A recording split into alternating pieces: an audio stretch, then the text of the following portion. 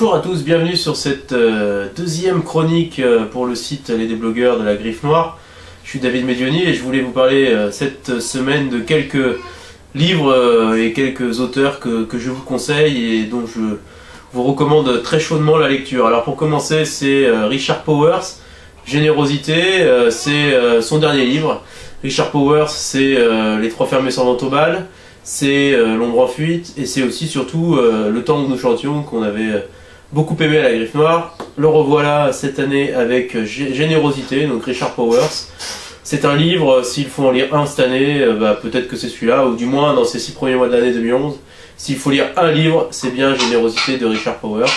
C'est assez simple, finalement, une jeune étudiante arrive dans un cours de littérature, elle s'appelle Tassa, et elle a la particularité non seulement d'être très jolie, mais aussi d'être toujours contente, toujours heureuse, et ainsi de suite.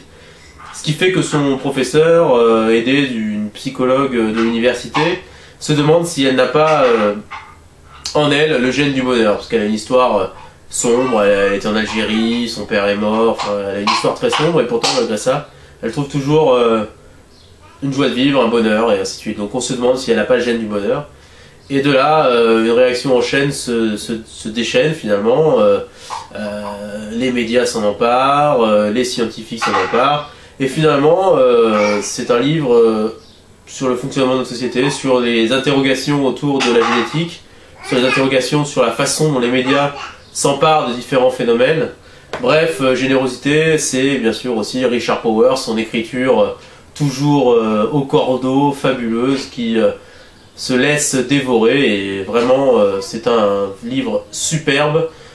Passer à côté, ce serait une grave erreur, donc lisez Richard Powers, Générosité, au Cherche-Midi. Deuxième livre pour cette semaine, on change complètement d'univers, et on arrive, c'est chez Serge Moati, 30 ans après. Bien sûr, Serge Moati, journaliste, animateur de Riposte, ancien conseiller de François Mitterrand à l'époque.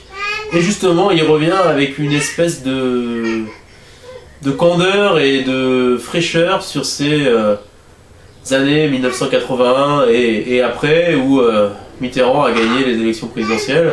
Moi, j'avais l'impression un peu de lire ce que m'a raconté mon père, avec les coulisses en plus, puisque Serge Moati, comme je le disais, était conseiller de François Mitterrand.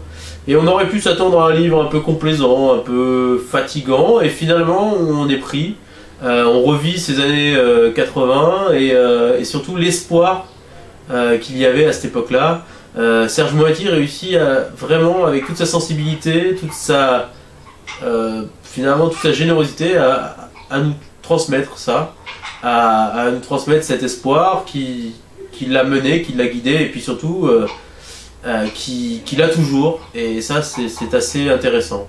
Voilà, donc je vous conseille, s'il y a une quantité de livres qui sortent en ce moment sur Mitterrand, 30 ans après, ainsi de suite. S'il y en a un à lire, je vous conseille celui-là, Serge Moati, 30 ans après. D'un président à l'autre, cette fois-ci c'est un essai. Le président de trop, Edoui Plenel, c'est l'autopsie circonstanciée des errements du présidentialisme à la française, et surtout des errements de ce présidentialisme incarné par Nicolas Sarkozy. Edoui Plenel, en fait, c'est le directeur de Mediapart, comme vous le savez certainement, le site d'information, et il a écrit beaucoup d'articles sur Mediapart depuis 2007. Il en écrivait avant la création de Mediapart dans le Soir de Belgique. Et voilà, donc il aborde tous les thèmes, l'identité nationale, l'immigration, la République, la presse, les médias, tout ça avec sa plume finalement très au vitriol. Et on remarque finalement qu'il y a une vraie constance dans la pensée d'Edoui Plenel, et que président de trop, Nicolas Sarkozy, avec les errements du présidentialisme à la française et de la 5ème République, nous conduit et nous incite à œuvrer pour un changement d'institution. Voilà, c'est ce que nous explique Plenel. On n'est pas toujours d'accord, mais c'est vraiment une lecture enrichissante, intelligente, et de laquelle on ressort avec des questions, des réponses, et surtout une vraie réflexion sur la France d'aujourd'hui. Enfin, dernière chose, et puisque ce ce rendez-vous n'est pas forcément qu'un rendez-vous d'actualité. Je voulais vous faire découvrir, si vous ne le connaissiez pas pour l'instant, Jonathan Safran Foer. Tout est illuminé, c'est paru en point seuil il y a quelques années déjà. Et Safran Foer, c'est certainement l'un des grands auteurs des années en cours et surtout des années à venir. Il a écrit ensuite Incroyablement près, qui traitait des attentats du 11 septembre. Là, dans Tout est illuminé, on est dans les aventures d'un jeune écrivain juif américain qui recherche ses origines. Il se déplace dans un shtetl en Pologne et essaye de retrouver l'histoire de sa famille. C'est toute l'histoire d'une quête d'identité, indépendamment de la quête du judaïsme. Et c'est un des livres qui m'a certainement le plus marqué. Voilà, donc je voulais vous le faire partager comme un passeur que j'essaye d'être ici. Et vous encourager à découvrir cet auteur, Jonathan Safran Foer. Ça c'est Tout illuminé, c'est paru en point seuil. Et ces autres livres sont aussi chez Seuil. Allez-y, vraiment vous ne le regretterez pas. Et puis à très bientôt sur les déblogueurs pour la suite de nos aventures et de nos conseils littéraires. A très vite, merci.